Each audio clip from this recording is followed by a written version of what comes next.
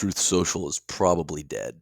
Harris is using the strategic ambiguity plan, and Home Depot signals that the economy might be in a little bit more trouble than we thought. This is At My Garage Again.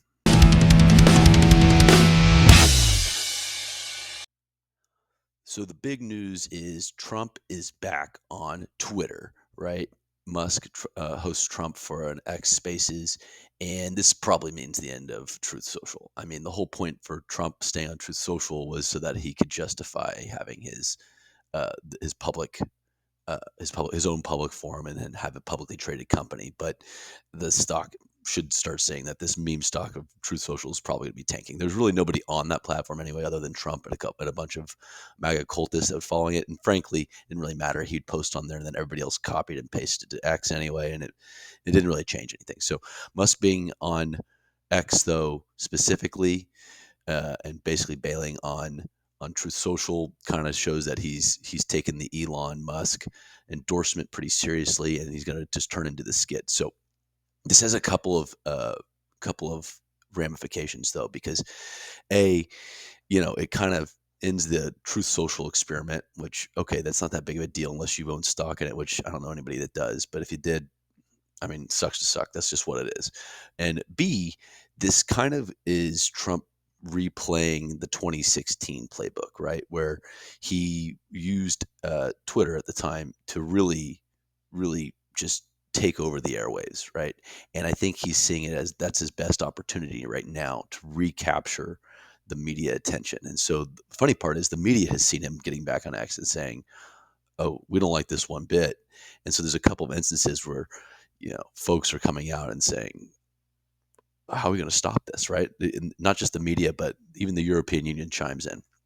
And so over the last, I actually joined. So yesterday, Musk hosted Trump on Truth Social. Sorry, not on Truth Social, on X Spaces, and they had a real long interview. It was a couple hours long, and it wasn't a really formal sit. It was more just a sit down chat, and they covered a litany of topics. And this is the environment of best Trump, right? Where people get to just hear him speak about whatever topic is brought up without having to have a formal preparation for it. And this is the thing that Trump's trying to draw this dichotomy between him and Harris is that he can talk to any topic as long as you just let him go, right? He can talk about it, whether you like it or not, doesn't really matter to him. He doesn't care. He's going to talk about the topic. And that's the whole point of this, is that he's going to get back on X and use that space just to take over the airwaves. And the funny part is the the the liberal media will glom onto this, and they can't avoid it because they love the eyeballs, and he brings the eyeballs when he's on X. He just brings it, right? So it's one of those things that they, damn if they do, damn if they don't. They want it. They want it, but they also don't want it at the same time. But they can't have their cake and eat it too. So they're trying to turn Harris into that version of it. But we'll see if she's able to even kind of recreate that. So she's already taken over the airwaves with the large rallies and stuff like that. We've talked about that for a number of times. But what's funny is to see everything that kind of the fallout from X, from the Trump back on X, right? So the first thing was before the interview even happened, the European Union commissioner basically sent a letter to Elon Musk stating before the not even it's not being specific to the Donald Trump interview, but it was alluding to the Donald Trump interview because they're concerned about the impact of it having an interview like that and what it can do. So I'll read a little bit of this. It's from Terry Brenton. He's the commissioner, European Commission.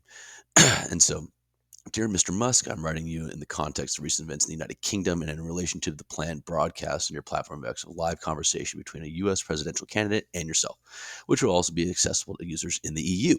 So that's the whole point, right? The idea is that they're going to have this interview with Trump, and it's somehow going to break the laws that the European Union has established for social media and misinformation and stuff like that. But this is even before the interview is out, and so they're trying to nip it in the bud, and they're trying to kill it early on. So it continues. I understand that you're currently doing a stress test of the platform. In this context, I am compelled to remind you of the due diligence obligation set out by the Digital Services Act (DSA), as outlined in my previous letter.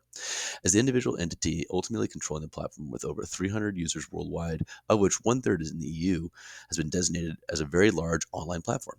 You have the legal obligation to ensure X's compliance with the EU law, and in particular the DSA in the EU. This notably means ensuring, on one hand, that freedom of expression and of information, including media freedom and pluralism, are effectively protected, and on the other hand, that all proportionate and effective mitigation measures are put in place regarding the amplification of harmful content in connection with relevant events, including live streaming, which, if unaddressed, might increase the risk profile of X and generate detrimental effects on the civic discourse and public security. That is important. This is important against the background of recent examples of public unrest brought about by the amplification of content that promotes hatred, disorder, and incitement to violence in certain instances of different disinformation. Okay, this it goes on in much more detail, right? And this will continue, but the idea is that they are claiming that Trump is going to say something that is going to break the rules of the DSA that the European Union has established, and somehow Trump or that Musk should not have this interview because of it. And in what world does the European Union get to dictate what a candidate in the United States does in terms of campaigning? This is a wild breach, right? A wild breach, and the fact that people are totally okay with this being even addressed is even more ridiculous.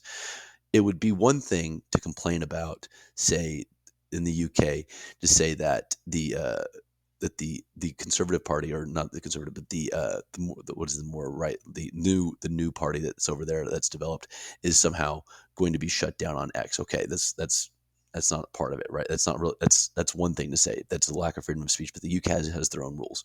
But it's another thing to really kind of clamp down on a candidate in the United States who's campaigning using X, and since it's a worldwide platform, suddenly needs to be shut down and shouldn't even occur. That's an absolutely insane thing to request. And it's not really a request, it's more of a threat. This is really a threat saying that they're going to come after X if something comes up during this interview that starts to spark some of the unrest that's already occurring in the UK. That alone has its own problems, right? I don't know if you've seen a lot of videos of people getting arrested or getting basically accosted by police in the UK for Facebook posts, right? Which is insane already.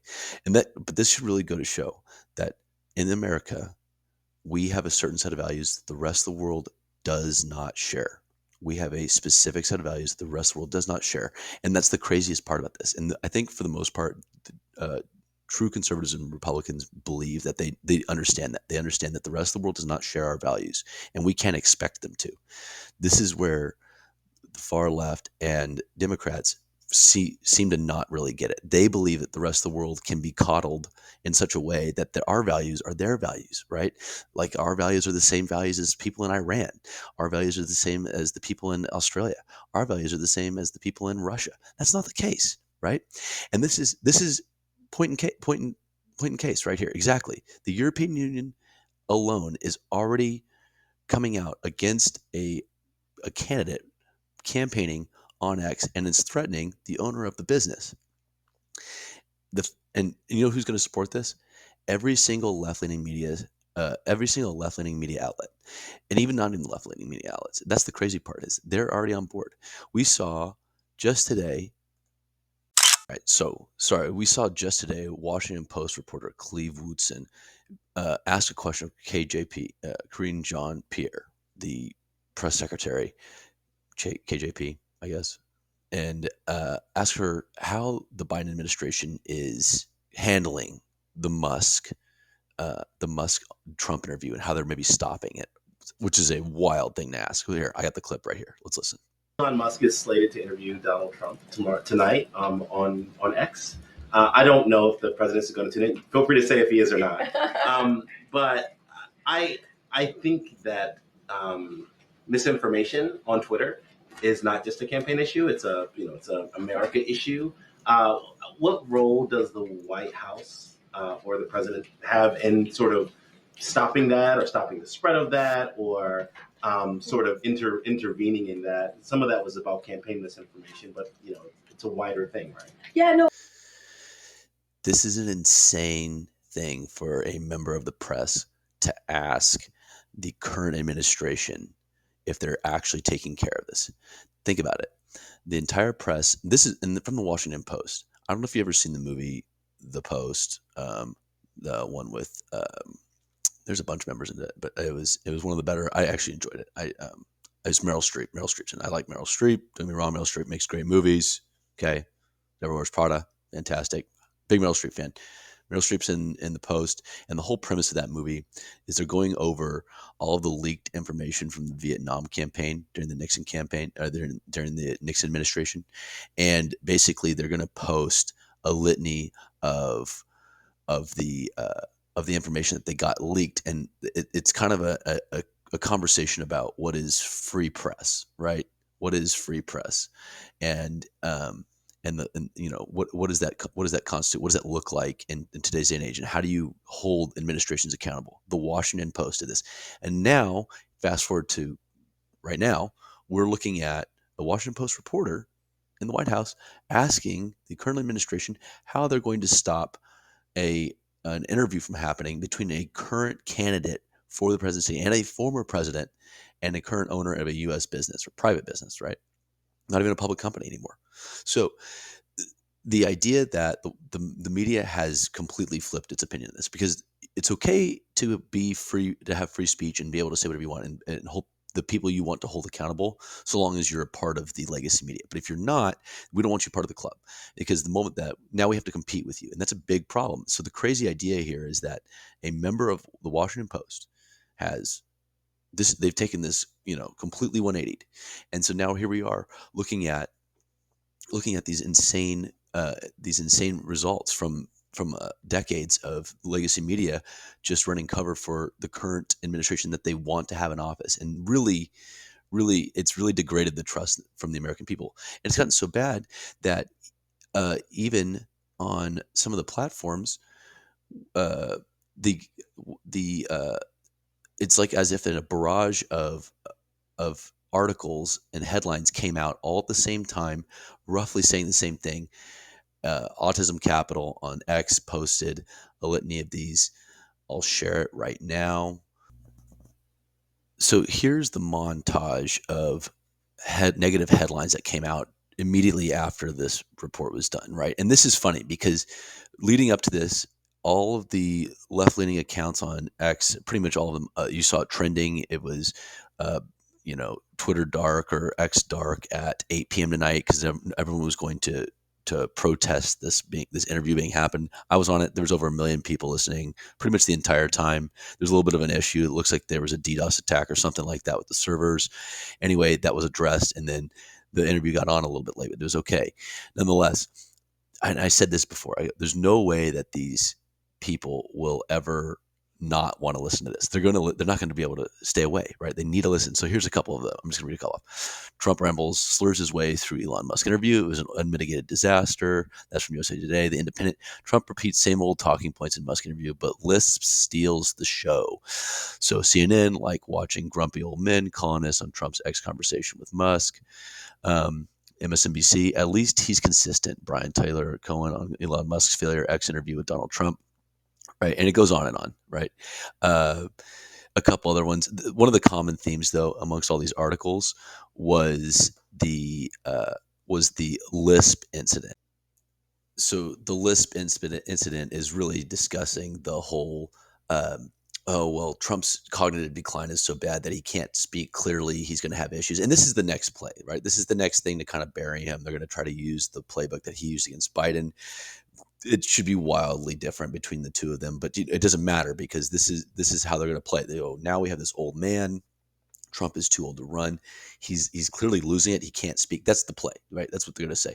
And I mean, it's kind of ridiculous. Like he sounds the same all the time, lisp or not. And I can't really tell. You can't really tell if this is actually a lisp incident. The problem is he's probably doing it on this phone in the middle of some room, just kind of like I'm running this podcast. It's not exactly perfect audio, right? This wasn't set up like it's some sort of studio interview, right?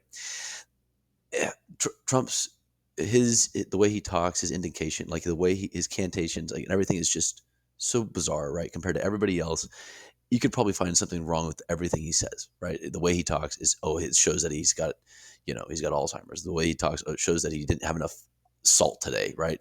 Oh, you know what? He's got too much gum in his mouth. I don't know. Whatever it is, they're going to find a problem with any of it. But this is the whole thing. The media is really going to glom onto this, and they're going to use this as their form of attack. And this is crazy because all of these came out roughly at the same time. They're pre-written, right? All pre-written. It was ready to go. And so, this all leads to the next step of this, right? How does Trump switch this, right? How does he Trump? Well, this was the first attempt, right? Trump tries to switch the media attention back onto him, and then changes. He's trying to paint Kamala Harris in a different light, right, than what the media is giving us. And so that's why this X discussion was so big for him. Is it's an attempt to really get to the people who don't really follow politics like most of us follow politics, right? The majority of us don't. The majority of voters don't follow politics like myself and probably the people who listen to this do. So what you have is maybe 1 or 2% that always on lines, right? And then you have the people that are political nerds, kind of like myself, and we know who Kamala Harris is. We know her background. We have all of that, right? We're well aware of it. But the problem is the general public doesn't, right? Like the vast majority of voters don't know it. They barely know who the vice president is, right? They could tell you who it is probably just by hearing it. And most people don't know who the vice president is, right? Most people don't know who the vice president is. In this case, they did, right? And so the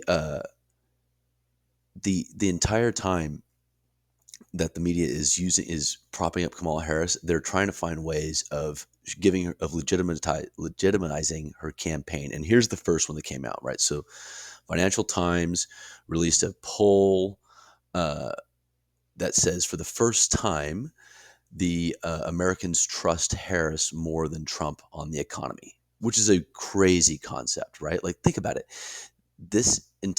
She's been a part of the current administration for the past 4 years, and the entire time every poll showed that the biggest concern for every voter is the economy, the economy, the economy, the economy. If she's a part of the current administration, how is she completely unlinked from the results of the current administration? And that's because the way that this has been rolled out, because people don't really know who she is. She's using this strategic ambiguity campaign, right? It's the same thing that the United States uses in regards to Taiwan, right, with China. We strategically ambiguous so that we don't really know anything about her.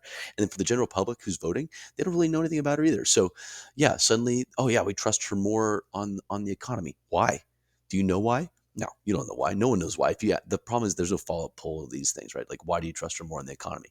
Well, Trump has been in the media. He's been in the news for so long now. Everyone has their opinion about him. Everyone has their opinion about his economic plan. Everyone has an opinion about the way that all of his policy and everything.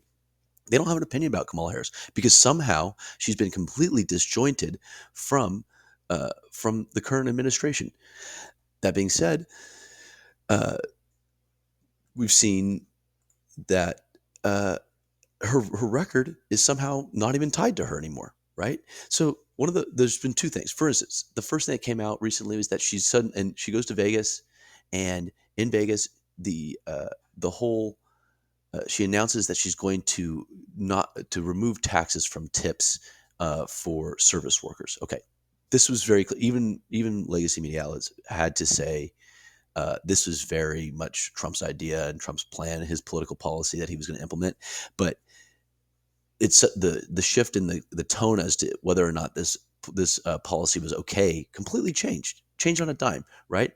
And so this wasn't part of her plan. She actually was the deciding vote in a bill to be passed to help the IRS collect those taxes, right? So she originally was part of the problem, according to the service industry people. Now, most recent change, major flip flop on a policy is the Medicare for All Act, right? So she recently said that she's no longer going to implement a Medicare for All policy.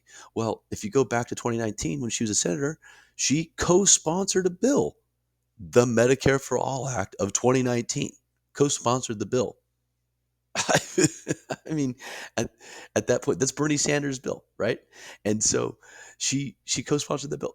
This is akin to having a criminal who's been accused of something and they've been imprisoned, right? They have a record, they have a track record. Hey, you've been robbing stores for the past 10 years. What if we release you now? What makes us think that you're not going to go out there? Well, I'm not going to do it. I promise I won't do it. Okay. Well, you have a track record of doing it. Repeat crime is rampant. Politicians don't change their core values that often. Very rarely, very seldom. Now, is she? This is the strategic ambiguity campaign, right? She's ambiguous because people don't really know. It's an enigma wrapped in enigma. It's a mystery, right? Everything, and even the Atlantic addressed this, but they address it in such a massaging way to make it sound even better. So, the Atlantic says why Kamala Harris politics are so hard to pin down. Okay, so the article starts off the Trump campaign says that the Kamala Harris is a radical leftist. The far left fears that she's a neoliberal cop. They can't both be right. But pinning down exactly where the vice president and Democrat nominee for president sits on the political spectrum is not so easy. She's gone from her first state level election to the top of the presidential ticket in 14 years, far faster than Joe Biden.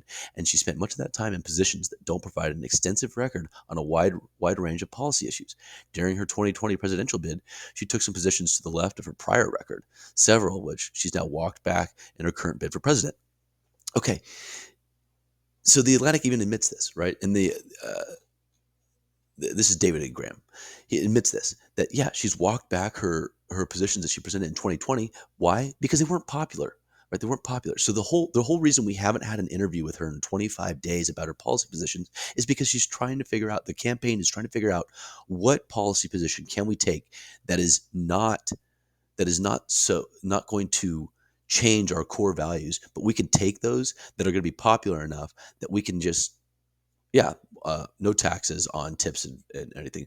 Medicare for all, that's gone too. Are they really serious? Are they going to not do a Medicare for all thing? They're going to find an alternative route to provide Medicare for other people, whatever. So the idea is that we can say a lot of things and find very popular talking points to appear moderate, but are they actually going to be that way in office? Highly doubtful, right? Highly doubtful. We could be wrong. She could end up just taking all the moderate campaign positions and implementing those. That'd be great for the vast majority of Americans because you wouldn't have major change over 4 years, right?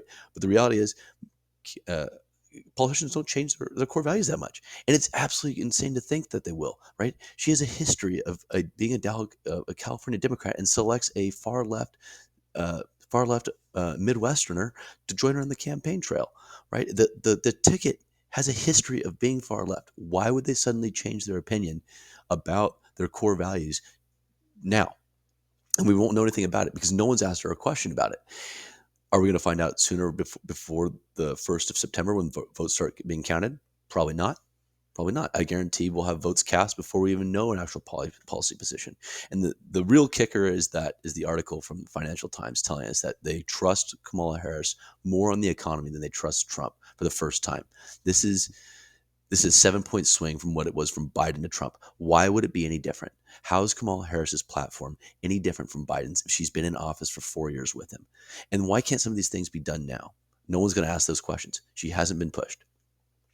The first the first thing that's coming down the pipe, though, for her, and the first big push against her will be at the DNC. Apparently, there's going to be a litany of protesters regarding the pro-Gaza Palestinian crowd. They'll be out there pushing her because she is currently a part of the current administration, and they have not separated her from that. That's the only group that really hasn't unlinked Kamala Harris from the current administration is the pro-Palestinian crowd, and even on Drudge, there's an article out discussing that college campuses are anticipating all those protests to come right back to college campuses as long as this war continues. And I think this is a black eye for the Harris campaign, right? They can't really dissociate it from it. And so they're trying to play both halves down the middle, appeasing their Jewish base, leftist Jewish base, but also trying to appease that base that wants to vote for the far left candidate, the far left part of the party, the very anti-Semitic part of the party, that she's trying to appease them both. So it's going to be really hard to tell how she navigates those waters. Uh, all of this to leads us to the economy talk. Kind of leads me to my next point, though. Uh, the numbers for Home Depot came out today, and they have revised their annual earnings projections downward. That's and Home Depot. For those of you who don't follow stocks, Home Depot is kind of the bellwether for the economy. Is one of the bellwether stocks for the economy. How Home Depot goes, so goes the economy because it is such a widespread business that people who go to Home Depot tend to be doing house renovations. They tend to be fixing things. They tend to be building things. It tends to be a sign of growth. When Home Depot is doing well, there's a sign of growth because people have money to spend there. People have money to work there. Pros come in there and are buying their parts to build homes, build projects, whatever it is, right? So as Home Depot goes, so does the economy. And so when Home Depot revises their forecast down, that's a sign that the economy could be seeing a weakening forecast, right? And is this something that's deeply concerning or not really foreseen? No, this was kind of on the horizon anyway, but it isn't readily being talked about. If uh, We talked a little bit last week about the yen carry trades and how that kind of really spooked the economy into kind of a recession fears, and obviously the major indices, the Dow, the S&P 500, and the Nasdaq have all rebounded pretty significantly since then. However, the market that like we talked about a little bit there, if something as simple as a small rate change in Japanese yen can spook the economy so quickly, any major incident that has real sticking power is going to be a big kicker for the economy. And even though the stock market is in the economy, it does give us a good picture of what's happening in the grand scheme of things in the macro sense. So Home Depot revising their revenue forecast down, not necessarily a good sign for the economy, not necessarily a good sign for growth. It's just one symbol. There's going to be other symbols that you need to trace. Obviously, Lowe's is probably expected to trail that. If Home Depot does it, Lowe's usually follows suit. Um, One of the things I've been investigating is delinquency rates. Right, if you follow delinquency rates on credit cards and autos and home mortgage delinquency rates, that gives you a little sign as to how things are going. Uh, all those delinquency rate information will probably come out for Q2 are going to be released soon. That'll give us a little more insight on what's going on and how the future looks. And I don't know what to say, but whoever takes over as president in November is going to be faced with a pretty interesting time, right? So there's a good chance we're going to see continued lowering interest rates. That means people are probably going to start buying homes again, but these costs are still not down, right? The prices for homes and prices for goods are incredibly sticky. And in order to match that or to help reduce the cost of living, raises have to wages have to go up, right? Or supply has to increase significantly and across the board. And whoever steps into that role as president is faced with that task in a pretty short order. They will be expected to fix it. Now, if if they are blessed with some sort of windfall of low interest rates combined with sudden supply increase and wages catch up organically over a very short period of time, we could be looking at whoever wins this office being in control for the next 4 years pretty handily. So there's a lot at stake here just because of the ebb and flow of the economy, which isn't necessarily tied to who's in office, but uh, this could be an interesting time for whoever goes in. I can't foresee it uh, being it's going to be choppy waters going forward, I would say. So that's my take for this week so far. We'll come back hopefully at the end of the week and check in and see what's going on. I'm Daniel Samarin with At My Garage again, and this is AMGA. I'll catch you next time. See ya.